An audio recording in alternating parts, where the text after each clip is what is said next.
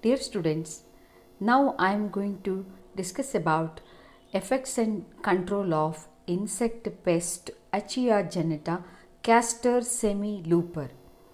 Castor semilooper belongs to the phylum Arthropoda, class Insecta, order Lepidoptera, genus Achia genata. Castor semilooper, or else it is also commonly called croton caterpillar, is a widely spread throughout tropical and subtropical regions of the world and mainly infesting oilseed crops, castor, rose, pomegranate, tea, tomato, tridax, Euphorbia hirata, Euphorbia hypercifolia. All these are medicinal plant. So it is wide variety of plant is get infested by this Achia genata Castor semilooper. So you will find the adult moths here, and the main destruction is caused by the larval form, that is the the caterpillar. So this is called Castor semilooper. It seasonally occurs in the months from July to September. Adult moth is stout grayish brown with wavy lines on the forewings, hind wings having white and black patches. So this adult male and female fly. What about the life cycle? So the male and female after mating, the female lays eggs. It is the eggs are going to hatch in a 3 or 4 days. The caterpillar come out. This is what you should know. The it is the croton caterpillar or Castor semilooper is the one. The caterpillar, it is a voracious eater. In the lepidopteran insects, the caterpillar, it's the caterpillar of butterfly and moths. They are, you have studied already, silk worm. So it's a voracious eater, and it is the larva is divided into head, thorax and abdomen. So this is the head portion, and this is the thorax portion and the abdomen portion, and each thoracic segment and abdominal segment bears a pair of legs and for the crawling purpose. Then the caterpillars spin their cocoons on the plants. The duration of the pupal stage is influenced by the temperature. Pupa is reddish brown in color, about 0.25 inches. So the adult moth, its wingspan is 2 inches. So the pupa, the undergoes metamorphosis into the adult fly. So these adult flies, they start laying eggs after 2 or 5 days after coming out of the pupation. So Achia genata Castor semilooper, the caterpillar is important as it is the damage is caused by this caterpillar. It is initially they are brown with the black and white head. You will find this one. Then a red knob on the tail. There will be a red knob on the tail portion. You will find. Then a black mark on the back in the second abdominal. There will be a black mark you will find in this. So these spiracles on each side of the abdomen, you will find the spiracles. The first pair of legs of the caterpillar is degenerated, and so caterpillars move in a looping fashion. So this the legs in this the thoracic segments in the first pair of legs are absent. So they are degenerate, you will find here. So that's why it is showing a looping. This is what in a looping fashion it moves in the looping movement you can see. So this is, so you will see the looping movement. In that way it moves, you will find here it's a looping movement like this. So that's why it is called semi looper. Only the half portion of the body forming the loop not the rest of, because the legs are degenerate here, that's why. Legs are missing on the median segment, which makes it walk with the looping action. So the rest of the portion will be dragged with the help of the legs, and this the front portion undergo, half portion undergo looping, because so this is how, that's why they are called semi looper. What are the damage or the effects of Achia geneta or castor semilooper? The damage is caused both caterpillar and adult moth, as they have a cutting and chewing type of mouth parts that help them to feed on leaves and creating big holes. You may see here how the larva is infested and causing holes. The caterpillar feed voraciously on castor leaves, defoliate the leaves completely. You will find how it is eating on the tender portion and leaving only the mid-rib portions, like this you will find. So the midribs and the veins are left intact, and other parts of the leaves, being a large in size, their capacity to cause damage is enormous. Young plants cannot sustain this damage and they die. So that's they are quite big in size, and within no time they completely defoliate the young plants or small plants. So these young plants, they cannot sustain that damage. So that's why they die by the infestation of this castor semilooper. Adults are adult, the moths are fruit sucking moths, and they prefer to suck juice from the mango and citrus and other fruits, pomegranate and other fruits. So this you will find here the Morinda citrifolia. This is the famous medicinal plant noni, you know that. So this how this small plant is infested by this castor semilooper. So this looper causes the defoliation and damage to the varieties of crops, such as not just castor plants. So it is the crotons, banana, cabbage, rose, pomegranate, tea, citrus, mango, Chinese cabbage, crown of thorns, ficus, mustard, euphorbiaceae, sugarcane, morinda, tomato, along with some legumes and brassica. Wide varieties of plants are infested by this Achia geneta or castor semilooper. The adult moths are causing damage to the fruits like banana and suck juice from the mango, citrus and other fruits. Castor semilooper is a major defoliator. This make the entire leaf defoliation, means they eat or they destroy the leaf, entire leaf, leaving only the midribs. Under severe infestation, they completely devour the green foliage, leaving only the veins, and enforce the farmers to resow the crop. It causes the heavy crop loss. So many times the farmers they have to recrop it because of its infestation. So it causes a yield reduction to the extent of 20 to 23%. So that is the extent of damage caused by this Achia geneta, and here how the croton plant is infested by this Achia geneta. What are the control measures? The control measures, as I said in a previous insect pest control measures, similarly here also physical control. So regular inspecting the plant young trees, it is very crucial, because within no time it defoliate the entire plant. That's why it is constant inspection is required, regular inspection is required. The early detection enables the control measures to be applied before occurrence of the serious damage. So this the physical control, and whenever there is the larval infestation, this larva can be hand picked and they will be destroyed. Then biological control of castor semilooper regulated by Hymenopteran endolarval parasitoids. So there is the parasitoids are nothing but the Hymenopteran wasp. So they lay eggs in the larva.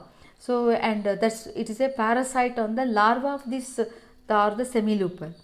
The use of parasites which feed on croton caterpillar is proved to be very efficient non-chemical control method to control this castor semilooper or croton caterpillar. The wasp, the egg parasite Telenomus, it's a parasitoid wasp. It lay eggs on the eggs of this the Achia janata. Then the larva of this will bore the eggs and it is destroy the eggs of this Achia janata. Then similarly the trichogramma. So trichogramma is another.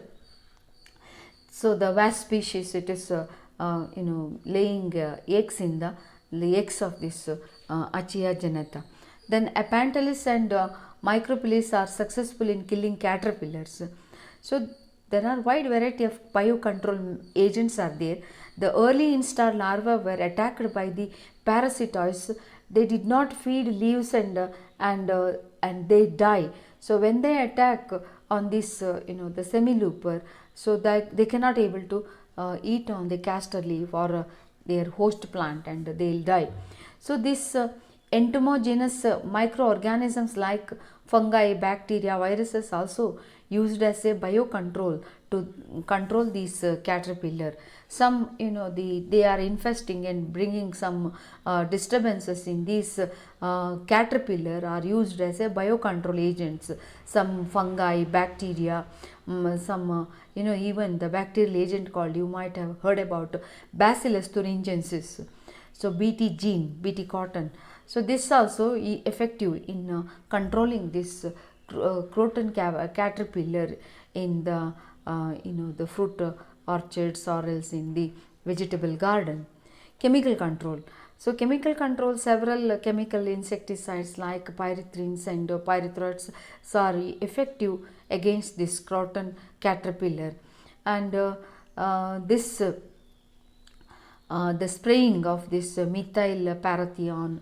So all these chemical controls are very carefully executed, as they are disturbing the environment and their residue may cause some other problem. So by this I completed 4 insect pests that is prescribed in your syllabus. And apart from this, I just want to add, because I talked about so much of about pest control. So just I want to insect pest control is a very big topic, and in the agricultural science they study this as a separate paper and all. Just I want to give you a glimpse of this, so that sometimes when you are taking your the administrative examination, this may help, even though it is not so much included in the syllabus. So insect pest management is nothing but the elimination of insect pests or the inhibition of their reproduction, development or migration is known as pest control. It involves preventing the insect pest by taking measures while sowing and after, and reducing or keep a check in insect pest numbers and their total elimination. So these are the 3 steps included in this insect pest control. There are different ways of pest control and management. There are natural method, cultural method, mechanical and physical method we talked about. Then chemical, biological and integrated pest management. Just I want to give you an idea about what exactly integrated pest management and about biological control. Integrated pest management is an ecosystem based strategy that focuses on long term prevention of pest or their damage through a combination of techniques such as biological control, habitat manipulation, modification of cultural practices. This is what the cultural control is. Now the farmers, they know how to the rotation of crops and all these are cultural practices. And use of resistant varieties, they also know which are the resistant varieties in this region, in particular area and all this. So pesticides are used only after monitoring indicates that they are needed according to the established guidelines. So this is what integrated pest. It's not just a simple following a one method. It is integration of several methods to manage the pest so that it is not harmful to the ecosystem. So that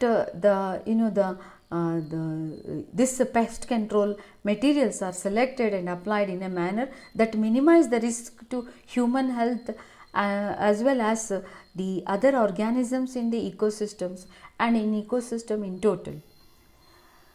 So biological control that involves using parasitoids, parasites, predators, entomopathogens, competitors, and also the use of natural products. Parasitoids, an organism that during its development lives in or on the body of the host individual, eventually killing that individual. Here host means the insect pest. So many wasps, braconid wasp, chalcid wasp, trichinoid wasp, flies. So all these different varieties of wasps are very good parasitoids. They lay eggs on the insect pest eggs or the larva, and thereby they are destroying them. Then parasites, these are the the definition for the parasites. So we can take the advantage of some the parasites. They are the host is the insect pests. So thereby we can use these parasites on this to control these insect pests. So many hymenopteran insects, wasps, and the dipteran insects, they have members that are parasites on varieties of insect pests. Then insect predators, these are the one, they are free living species, they consume, they prey, the insect pests, they are the prey for these predators.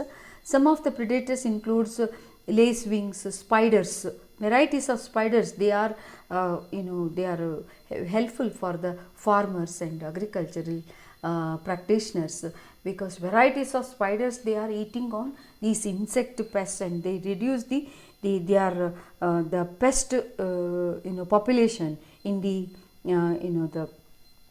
in the field. So there are varieties of beetles, dragonflies, ladybugs, lady beetles, parasitic wasp, and parasitic beetles. These predators are the preying on insect pests. Then there are pathogens, viruses, bacteria, fungi, they are pathogenic microorganisms, and their host species are their insect pests, and they kill their hosts. Some of the microbial disease occur naturally to them, and they control the pest populations. We can also use this as a biological pesticides to control they are the potential biocontrol agents. Just I have given some popular example here. Here you will find this is the biological insect pest control, uses living organisms. So parasitoids. So this the papaya plant is infested with the mealybugs. So by by introducing there is a Acirophagus papaya. This is the fly. So this can eat on this mealybugs. So you will able to see that. Similarly, Trichogramma, the egg parasite, this female drills a hole through the chorion of the deposited eggs with the egg of the host.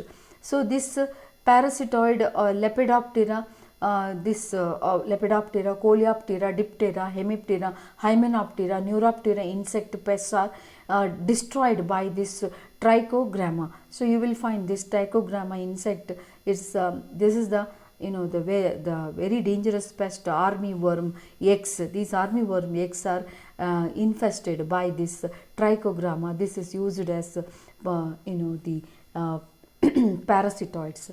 Here how exactly the so the lady beetle is eating on the weevils, plant lice. So then Bracken, hymenopteran insect, are highly polyphagous. So the gregarious, and they are they eating on varieties of Lepidopteran larvae. So you will find here this also used as a biocontrol agent. So these are the just I have given a the this tricho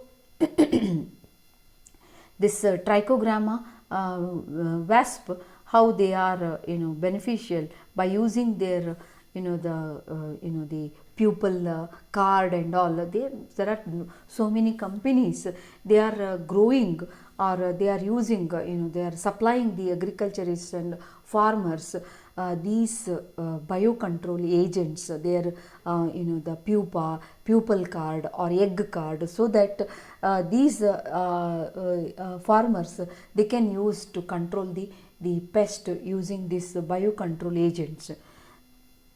So this is about the insect pests and the biological control or biocontrol agents. Thank you.